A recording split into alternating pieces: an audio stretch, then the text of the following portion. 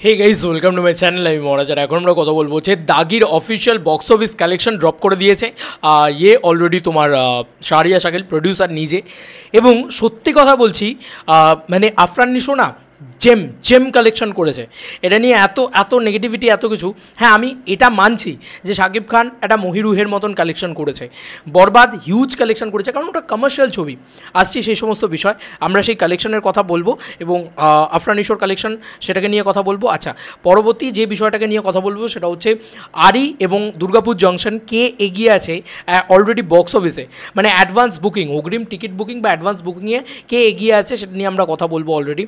তো এই দুটো বিষয় নিয়ে কথা বলবো, বেশ ইন্টারেস্টিং হতে চলেছে আশা করি ভিডিওটা। চলে আসি শাহরিয়া শাকিল যে পোস্টটা করেছে আফরান নিশোকে নিয়ে, সেটা সত্যি মানে ঘ্যামা ঘ্যামা ঘ্যামা বিষয়।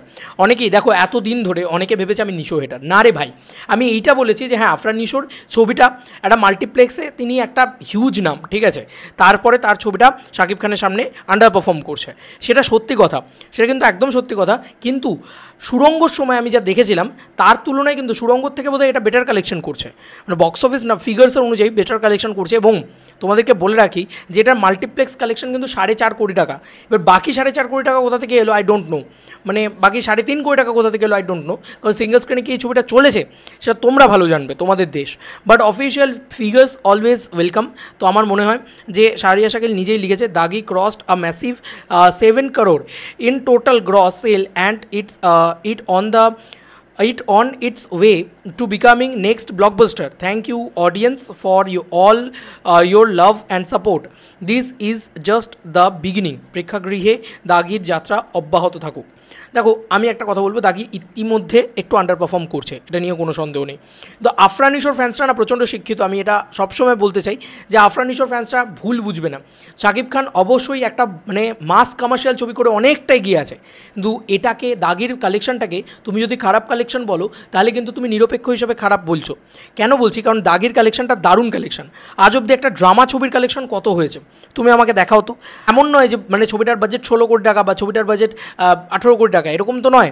ছবিটার বাজেটই খুব লিমিটেড বাজেটে বানানো, ছবিটা ছোট ছবি ইটসেলফ, একটা ড্রামা ছবি, কমার্শিয়াল ছবি নয়, তারপরে এই কালেকশনটা করছে, মানে সত্যি বলছি আফরান নিশো সত্যি দম রেখে কালেকশন করেছে। এবং 4.5 কোটি টাকা যে মাল্টিপ্লেক্স কালেকশন করেছে সেটাও কিন্তু ভালো কালেকশন, নট দ্যাট যে খারাপ কালেকশন। আমি জানি সাকিবিয়ানরা হয়তো এক্ষুনি আমি ভালো মানে খারাপ মানে নিশোকে ভালো বলছি বলে হয়তো অনেকে রেগে যেতে পারে, বাট এটা কিন্তু ট্রু যে নিশো কিন্তু ভালো কালেকশন করেছে, এটা সত্যি কথা যে এটা ভালো কালেকশন, নো ডাউট। একটা ড্রামা ছবি হিসেবে দেখতে গেলে এটা দুরন্ত কালেকশন বলা যেতে পারে। আচ্ছা, দুর্গাপুর জংশন কিন্তু আরির থেকে বক্স অফিসে পিছিয়ে আছে, মানে এখনও অবধি ওপেনিং কালেকশনে পিছিয়ে আছে। তার বিষয়টা বলছি, তার আগে বলি দুর্গাপুর জংশন নিয়ে আমার কোনো নেগেটিভিটি নেই ভাই। প্রথম কথা, দুর্গাপুর জংশন বক্স অফিসে চললে আরও এ ধরনের ছবি তৈরি হবে, ইয়াং জেনারেশনের জন্য ছবি তৈরি হবে, এটা তো একটা ইয়াং জেনারেশনের ছবি, তাই না? তো দুর্গাপুর জংশন ভালো চলুক সেটাই আমি চাই, বাংলা ছবি ভালো চলুক সেটাই আমি চাই অ্যাকচুয়ালিতে। তারপরে সিনেফাইলদের জায়গা সাউথ সিটি, সেখানেও কিন্তু আমি খুব মারাত্মক কিছু বুকিং দেখলাম না দুর্গাপুর জংশনে। আমি তোমাদেরকে একেবারে দেখিয়ে দিচ্ছি, সবথেকে ভালো ওপর দেখিয়ে দেওয়াই ভালো। একদম ওপর দেখো, প্রত্যেকটা গ্রিন আছে। এবং যদি তুমি খুলেও দেখো, যে কোনো একটা খুলে দেখিয়ে দিচ্ছি, পিভিআর আভনি বাংলা ছবি ভালো চলে, সেখানে একটা টিকিটও সেল হয়নি দুর্গাপুর জংশন, ঠিক আছে? এই যে একদম তোমাদেরকে ওপেনলি দেখিয়ে দিলাম। এবার আবারও বলছি, বাংলা ছবি কিন্তু কখনোই মানে আমাদের এপার বাংলার কোনো ছবি কিন্তু কখনো মানে বিশেষ করে প্রজাপতির মতন ছবিটাও কিন্তু মানে অ্যাডভান্স বুকিং হয় না, ঠিক আছে? অ্যাডভান্স বুকিং হয় না এবং অ্যাডভান্স বুকিং কালেকশন হয় না, পরিষ্কার কথা। তাই এটাকে নিয়ে এত হয় না, যে এত মাথামাতি করার কিছু নেই যে অ্যাডভান্স বুকিং খারাপ মানে যে পরবর্তী ছবিটা মানে গ্রো করবে না, এটা আমার একদমই মনে হয় না। এবং এই দুটো ছবি আরি এবং দুর্গাপুর জংশন যথেষ্ট শো পেয়েছে, নিজেদের মেরিট অনুযায়ী শো পেয়েছে। হ্যাঁ ভাই, এখন দেবদার মতন শো পাবে নাকি রে ভাই? আর দেবদার নিজেকে প্রুফ করেছে, তারপরে দেবদার শো পেয়েছে। রেসপন্স দেখছি তাতে কিন্তু সেটা দুটো ছবির জন্যই ভালো না, মানে দুর্গাপুর জংশন ইটসেলফ ভালো না সেটা নয়, আরির জন্যও কিন্তু খুব ভালো কিছু সাইন আমি দেখতে পাচ্ছি না। আবারও বলছি, বাংলা ছবি অ্যাডভান্স বুকিংয়ে হিসাব হয় না বা বিচারও হয় না। বাংলা ছবির বিচার হয় হচ্ছে 2 দিন 3 দিন কেটে যাওয়ার পরে ওয়ার্ড অফ মাউথ ছড়াতে। তো দুর্গাপুর জংশন হতেই পারে পরবর্তীকালে লিড নিল, তবে আপাতত দুর্গাপুর জংশন একটাও সোলো ইয়েলো কার্ড দেখাতে পারেনি এবং একটুও এগিয়ে নেই দুর্গাপুর জংশন। এবার চলে আসে আরির কথায়। হ্যাঁ, আরি কিঞ্চিত এগিয়ে আছে, এইটা তোমাদেরকে বলতে পারি। কেন? কারণ প্রথম খুললাম, প্রথমেই দেখো একটা ইয়েলো কার্ড এবং একটা হাউসফুল, দেখতেই পাচ্ছ অল টিকিট সোল্ড আউট। এবার দেখো অনেকেই বলতে পারে এই শোটা হয়তো হয়তো প্রিমিয়ার শো এই কথাটা বলতে পারে। তাহলে তোমাদেরকে বলে দিই, প্রিয়াতে একটা শো চলছে, সেটা কিন্তু একদম ব্লক সিটস রয়েছে, একদম ব্লক করা রয়েছে। তো সেটা দেখে পরিষ্কার, এই যে প্রিয়ার শোটা আমি দেখিয়ে দিচ্ছি, এখানে কিন্তু অফিসিয়ালি একদম ব্লক করা রয়েছে, cinema serves are not reachable. তো এখানে পরিষ্কারভাবে এটা বলা রয়েছে। এবার হয় প্রিয়াতে হবে, প্রিমিয়ার হবে, আদারওয়াইজ আইনক্স হাউস সিটিতে প্রিমিয়ার হবে।